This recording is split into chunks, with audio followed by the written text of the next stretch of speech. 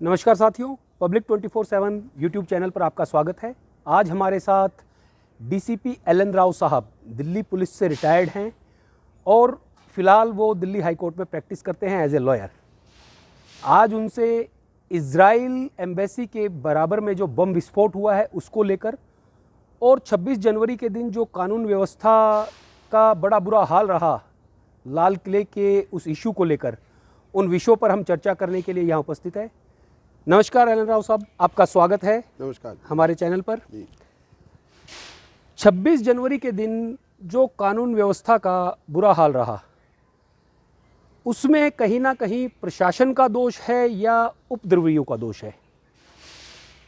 देखिए, Republic day celebration हमारे देश का एक बहुत बड़ा नेशनल फेस्टिवल है और उन दिनों दिल्ली पुलिस की मोर देन 50% जो स्ट्रेंथ है वो उसके अरेंजमेंट को देखने में राजपथ, विजय चौक और इंडिया गेट तक जो हमारी भव्य परेडें आती हैं और झांकियाँ होती हैं उनको देखने में, उनकी सुरक्षा के इंतजाम में लगे रहते हैं। उन्हीं दिनों आपको मालूम है कि करीब 2 महीने पीछे से ये किसानों का आंदोलन चल रहा था, उनकी मांगों को लेकर सरकार के साथ बातचीत भी हुई। उस के उपलक्ष्य में किसानों ने ये प्रपोजल रखा कि वो भी एक ट्रैक्टर परेड निकालना चाहते हैं। उस के बारे में पुलिस ने काफ़ी मीटिंग्स की और उनको परेड निकालने के लिए पहले तो ये विचार किया गया था कि उनको अलाउ किया जाए या नहीं किया जाए, लेकिन बाद में ये सोचा गया कि देखिए, ये भी एक नेशनल फेस्टिवल है और किसान हमारे देश के अन्नदाता हैं। अगर वो चाहते हैं इस देश में इस देश के रिपब्लिक डे के दौरान अपना कुछ प्रदर्शन करना चाहते हैं या ट्रैक्टर्स के द्वारा अपनी स्ट्रेंथ दिखाना चाहते हैं, तो उनको भी इजाज़त होनी चाहिए, क्योंकि हम गणतंत्र देश में रहते हैं। तो दिल्ली पुलिस ने ये संज्ञान लेते हुए उनके साथ 3-4 राउंड्स की मीटिंग की और मीटिंग करने के बाद कुछ बातें तय हुई आपस में कि देखिए, आप अगर ये निकालेंगे तो क्या प्रपोजल है आपका, कितनी स्ट्रेंथ रहेगी। जैसे भी कोई भी परमिशन होती है दिल्ली पुलिस में अप्लाई करने से पहले एक फॉर्मेट होता है, उस फॉर्मेट में बताया जाता है कि हमारा पर्पज़ क्या है, हमारी प्रोबेबल स्ट्रेंथ कितनी रहेगी और हमारी उसमें क्या क्या जिम्मेवारियां रहेंगी। तो एज अदर दूसरे जो परमिशंस देते हैं उसके हिसाब से दिल्ली पुलिस ने उनको कुछ कंडीशंस के हिसाब से वो परमिशंस दी और वो परमिशंस इस कंडीशन पे दी गई कि 3 रूट तय हुए। गाजीपुर से दिल्ली में होते हुए फिर वापस गाजीपुर जाना, दूसरा सिंगू बॉर्डर से दिल्ली में एंटर करके फिर वापस सिंगू बॉर्डर जाना और टीकरी बॉर्डर से शुरू होकर दिल्ली में कुछ रूट्स दिए थे, ईयर मार्क थे रूट्स, परमानेंट बता दिए गए कि ये रूट रहेंगे और कुछ कंडीशंस भी लगाई थी कि 5000 ट्रैक्टर से ज़्यादा उसमें एक एक रूट में नहीं रहेंगे। और उसके साथ साथ ये भी था कि आपके कम से कम एक रूट पर 250 वॉलंटियर्स रहेंगे और टाइमिंग दिया गया था कि 12 बजे तक जो हमारी जो नेशनल फेस्टिवल का जो हमारा जो परेड है राजपथ का, वो कंक्लूड हो जाता है और 12 बजे बाद आप परेड निकालिए, कोई दिक्कत नहीं है। ये परमिशन देके दिल्ली पुलिस ने ये कह दिया था yes you can go ahead. और एक 37 पॉइंट्स की जो एक डू एंड डोंट्स होता है कि आपने ये करना है, आपने ये नहीं करना है, ये सारी चीज़ें करके और उन किसान नेताओं के साथ में बैठकर ये फाइनलाइज हुआ था। इस सब को फाइनलाइज होने के बाद उन चीज़ों से शायद उन्होंने या तो वो संभाल नहीं पाए या उन्होंने जानबूझ के ऐसा किया। दोनों ही चीज़ें हो सकती हैं। इन दोनों ही चीज़ों के दरमियान में कानून व्यवस्था का जो कहें कि जो टूटी, उसमें क्या उन पे आईपीसी के सेक्शंस में मुकदमे दर्ज होंगे और होंगे तो कितने लोगों पर वो मुकदमे दर्ज हो सकते हैं? देखिए, उन्होंने जो जैसे अब पुलिस कमिश्नर साहब ने कहा है कि उन्होंने अपने विश्वास को तोड़ा है, पुलिस के साथ जो विश्वास दिया था उसको तोड़ा है, उस पर तो मैं नहीं समझता कोई आईपीसी के कानून इसमें दर्ज होंगे, उसकी कोई बात नहीं। अगर मान लो उन्होंने विश्वास तोड़ने के बाद अगर वायलेंस इसमें नहीं होता और फिर सारा परेड जो मान लो कोई कंडीशंस थी उसको वायलेट की होती तो वो दरगुजर की जा सकती थी। लेकिन इसके अलावा वायलेंस हुआ, इसमें रोइटियस सिचुएशन हुई, मारपीट हुई, पुलिस वालों को खदेड़ कर मारा, ट्रैक्टर जिस ढंग से आपने वीडियो में देखा होगा किस ढंग से ट्रैक्टर सरेआम आईटीओ चौक पे और रेड फोर्ट पर किस ढंग से ट्रैक्टर चला कर पुलिस वालों को दौड़ा कर उनको थका दिया था। तो ये सारी चीज़ें करने के बाद और सबसे जो गलत बात जो हुई है वो हुई है लाल किला में वो ज़बरदस्ती आपने देखा होगा किस प्रकार से गेट को तोड़कर घुसे हैं और घुसने के बाद पहले पुलिस वालों को खदेड़ा है, पुलिस वालों को वहाँ से मार के भगाया है और वो ऊपर से जो दीवार है उस वहाँ से पुलिस वाले कूदते हुए नज़र आ रहे हैं। तो क्या सिचुएशन रही होगी। उसके बाद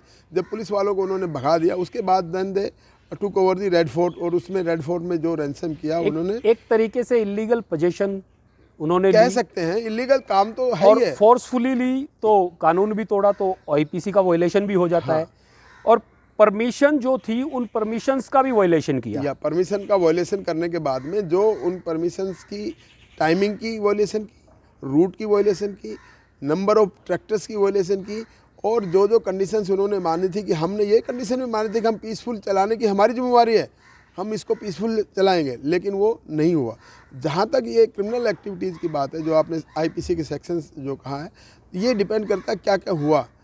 तो जहाँ पर अटेम्प्ट टू मर्डर के केसेस दर्ज है, वहाँ इसलिए कि पुलिस वालों को मारा और पुलिस वालों के पीछे ट्रैक्टर से मारा, और दूसरा जो लाल किला में घुसकर वहाँ पर उन्होंने तोड़फोड़ की, सारा रैंसन किया। उसके बाद लाल किला के ऊपर पेरिकोट पे चढ़कर उन्होंने जो झंडा फहराया, जो भी विशेष धर्म का झंडा फहराया, वो सारा जो किया, वो कहीं ना कहीं एक बात बताता है कि वो मैं समझता हूँ कि वो कोई असली किसान मेरे ख्याल से नहीं थे।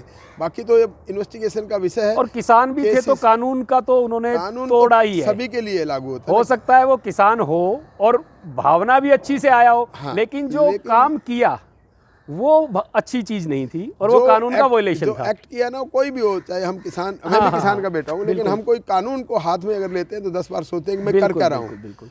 और ख़ास तौर से कानून के जानने वाले आदमी तो कानून को वैसे ही देखते ही कि ये तो उस ऑफेंस में लग जाएगा, ये सेक्शन है, ये सज़ा हो जाएगी, ये सारी चीज़ें होती है। लेकिन हाँ, ये है कि कानून नहीं इसमें अपने हाथ में लेना चाहिए था। उसके बाद जो डायरेक्शंस थी पुलिस की, उन डायरेक्शंस को पालन करना चाहिए। अगर उन्होंने वास्तव में ही ट्रैक्टर रैली निकालने का उनका प्लान था तो उनको पुलिस की डायरेक्शन के हिसाब से ही लगाना चाहिए था उसको। बिल्कुल ठीक है, बहुत ही अच्छा आपने जवाब दिया और हमें सारी चीज़ें विस्तार से समझ में आई कि कहाँ कानून का वायलेशन हुआ है। अच्छे लोग भी उनमें हो सकते हैं, हम सभी लोगों को गलत नहीं मानते, लेकिन जो उपद्रवी तत्व थे उन्होंने कानून का वायलेशन किया है और उन पर मुकदमे दर्ज होकर कानून का जो रूल है वो लागू होना चाहिए। इसी कानून व्यवस्था से संबंधित एक प्रश्न मेरे दिमाग में पहले से घूम रहा है। 1860 में आईपीसी सीआरपीसी को अंग्रेजों के द्वारा लागू किया गया। 1860 से लागू आईपीसी सीआरपीसी में आज तक कोई थोड़ा बहुत बदलाव किया गया है, लेकिन मूल ढांचा उसका आज भी वही है। भगत सिंह पर जो ट्रायल हुई वो 1860 के आईपीसी और सीआरपीसी के ही अंडर हुई। नथुराम गोडसे पर जो ट्रायल हुई वो 1860 के सीआरपीसी आईपीसी के अंडर ही हुई। दोनों ने अपराध किया था, लेकिन एक वर्ग तो एक को देशभक्त बताता है, दूसरा वर्ग दूसरे को देशभक्त बताता है, और उनके विरोध स्वरूप एक वर्ग एक को हत्यारा बताता है और दूसरा वर्ग दूसरे को हत्यारा बताता है।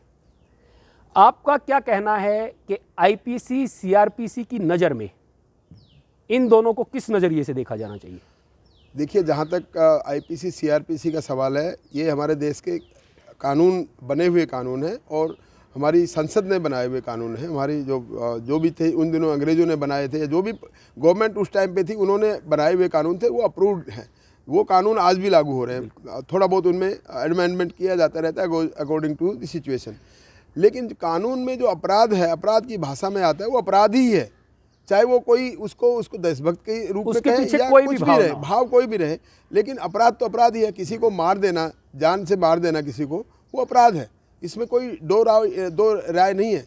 अब आप एग्जाम्पल मैं बताता हूँ, उसको देशभक्त कहें या उसको अपराधी कहें, वो अपनी अपनी समझ है। कानून एक उनको अपराधी ही मानेगा, चाहे कोई भावना से नहीं चलता, भावना से नहीं चलता कभी। लेकिन मैं अपना बता रहा हूँ, जैसे उग्रवादी हैं, जैसे पंजाब के उग्रवादी हैं या मुस्लिम जो इस्लामिक कट्टरपंथी अपराधी हैं, वो आजकल अपने आप को हीरो समझते हैं। वो ये कहते हैं कि जैसे उस टाइम पे आज़ादी के लड़ाई में भगत सिंह वगैरह हीरो बन गए थे, वो अभी ये भी अगर जो उग्रवादी आंदोलन के दौरान, खालिस्तानी के दौरान, वो अपना अपना कर्तव्य दिखा रहे हैं कि मार रहे हैं लोगों को, लूट रहे हैं और गैर कानूनी काम करें, वो भी ये समझते हैं कि हम तो इस देश के इसके लिए, पंथ के लिए कर रहे हैं या कोई हमने धर्म विशेष के लिए कर रहे हैं। तो वो उनको जो अनुयायी हैं, उस पंथ के अनुयायी, वो उनको शहीद मानते हैं। तो वो डिपेंड करता है आदमी की सोच क्या है। लेकिन संवैधानिक रूप से, कानूनी रूप से वायलेंस को सीधा सीधा अपराध की कैटेगरी में रखा जाता है। वायलेंस अपराध जो आईपीसी में लिखा हुआ है, जो एक्टिविटीज हैं इलीगल हैं तो इलीगल हैं। वो कोई चाहे उसको सोचने में उसको कोई चाहे उसको हिंदू करे, मुस्लिम करे, सिख करे, रिस्पेक्टिव ऑफ रिलीजन एंड कोई and caste. That is very nice. बहुत अच्छा आपने जवाब दिया है और बड़ा क्लियर विजन दिया है कि कानून व्यवस्था इन सब के दायरे में नहीं है कि वो किस जाति से आते हैं, किस धर्म से बिलोंग करते हैं और किस विचारधारा से भी बिलोंग करते हैं। कोई विचारधारा आपको देशभक्त साबित नहीं करती, आपका उस कार्य को करने का तरीका आपको देशभक्त साबित कर सकता है। जब आप वायलेंस करते हैं तो वायलेंस कभी भी देशभक्ति की कैटेगरी में नहीं है। ये हमारा मानना है, हमारे संविधान का मानना है और हमारे न्याय शास्त्र के जितने भी ग्रंथ हैं उन सब का ये मानना है कि वायलेंस जब आप करते हो तो आप अपराधी की श्रेणी में आते हो, उसके पीछे मोटिव चाहे देशभक्ति भी क्यों ना हो। मेरा आपसे इससे अलग हटकर एक दूसरा प्रश्न है इजराइल की एम्बेसी पर, या उससे कुछ कदम दूर एक ब्लास्ट अभी 2 दिन पहले होता है, 1 दिन पहले होता है। 13 फरवरी 2012 में ऐसे ही एक घटना घटी। इजरायली एम्बेसी के एक वाहन पर किसी ने बम लगाया, स्टिक बम वो कुछ था, और उसमें एक उनके दूतावास की कोई महिला कर्मचारी वो घायल हुई, गाड़ी को भी नुकसान पहुंचा, 2 और कर्मचारी भी घायल हुए और 2 और कर्मचारी भी घायल हुए। और आज फिर जिन्होंने किया उन्होंने एक लेटर भी छोड़ा कि वो एक किसी धर्म विशेष की वजह से या एक देश की वजह से, एक कम्युनिटी की वजह से दूसरी पर्टिकुलर कम्युनिटी को टारगेट किया गया। क्या भारत जैसा लोकतांत्रिक देश इस तरीके की घटनाओं को होने दे सकता है? देखिए, होने दे सकना या नहीं दे सकने की बात नहीं है। यहाँ पर ये घटनाएं तो हुई हैं। जो आप 13 फरवरी 2012 की बात करें, उन दिनों तो मैं डीसीपी स्पेशल सेल था, तब मैं ये मेरे संज्ञान में था और हमारी इन्वेस्टिगेशन भी इसमें हमने की थी। इसमें वो एक स्टिक बम था, गाड़ी के नीचे लगाया हुआ था, वो ब्लास्ट हो गया। उससे एक वुमेन जो डिप्लोमेट थी वो घायल हुई थी, उनके 2 कर्मचारी घायल हुए, गाड़ी को डैमेज हुआ। और उस केस की इन्वेस्टिगेशन के दौरान हमने उसमें जो परपरेटर्स थे, जो एक आदमी पत्रकार था, उसको हमने पकड़ भी लिया था। और उसके इंटरोगेशन से ये पता चला था कि 2 ईरानी लोग और थे जो कि यहाँ से देश छोड़ चुके थे तब तक, और उसके बाद वो केस ट्रायल में चला गया था। इसी प्रकार का ये ब्लास्ट ऑलमोस्ट इसी प्रकार का उसी जगह पर, ऑलमोस्ट उसी रोड पर ये हुआ है कल के दिन में। कल का दिन महत्वपूर्ण क्यों है कि कल एक तो हमारा बीटिंग द रिट्रीट का फंक्शन है, जो 26 जनवरी के 4 दिन का फंक्शन चलता है, वो लास्ट कंक्लूडिंग डे था। दूसरा, कल की जो थी बरसी कह सकते हैं उसको, कि 29 साल हो गए थे हमारा और इजराइल के साथ में जो डिप्लोमेटिक जो संबंधियाँ बनी हुई थी, हमारा जो डिप्लोमेटिक रिलेशन थे, उनका कल 29वां साल पूरा हुआ था। ये वजह थी। और जो लेटर की बात आप करें, वो डेफिनेटली किसी ने लेटर छोड़ा है। जो भी परपरेटर्स थे उन्होंने एक अच्छा हाथ से लिखा हुआ, अच्छी लैंग्वेज में, अच्छी इंग्लिश में लिखा हुआ लेटर छोड़ा है, और वो एड्रेस्ड है इजराइल एम्बेसी के जो एम्बेसडर के नाम से।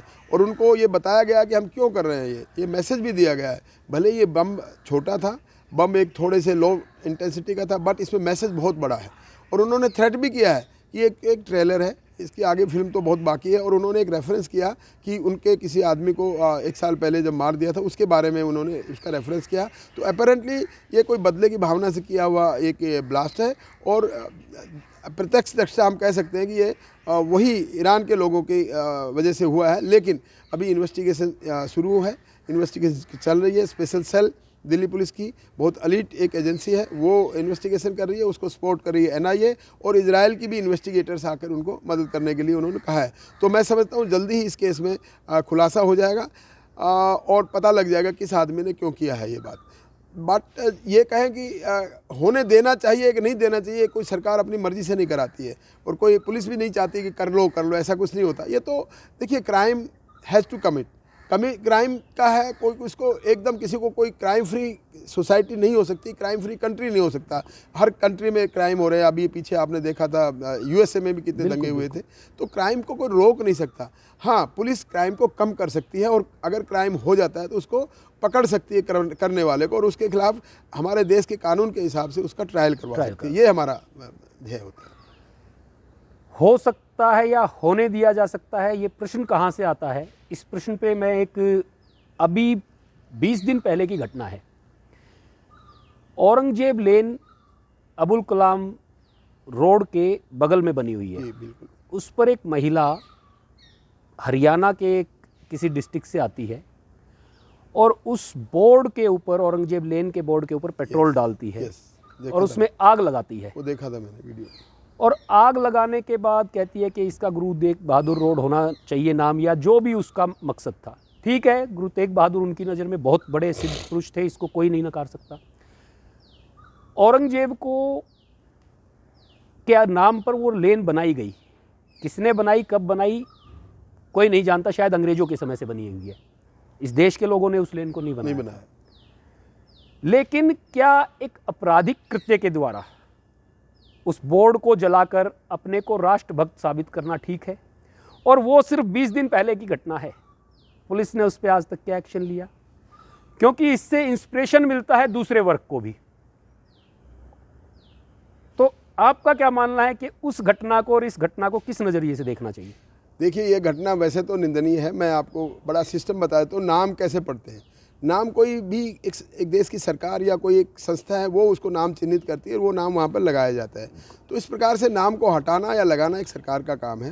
तो जिस भी सो-कॉल देशभक्त ने, जिसने भी ये किया है कुकृत्य, मैं तो इसको ठीक बात नहीं मानता, क्योंकि ये इलीगल काम है। बिल्कुल इलीगल काम है तो उसको करना नहीं चाहिए था। अगर वो अपने आप को देशभक्त साबित करना चाहते, और बहुत से काम है। सबसे बड़ा देशभक्त वो है जो कि हमारे देश में जो बनाए हुए हैं मौलिक अधिकारों के साथ साथ मौलिक कर्तव्य भी हैं, उन कर्तव्यों को पालन करें ना।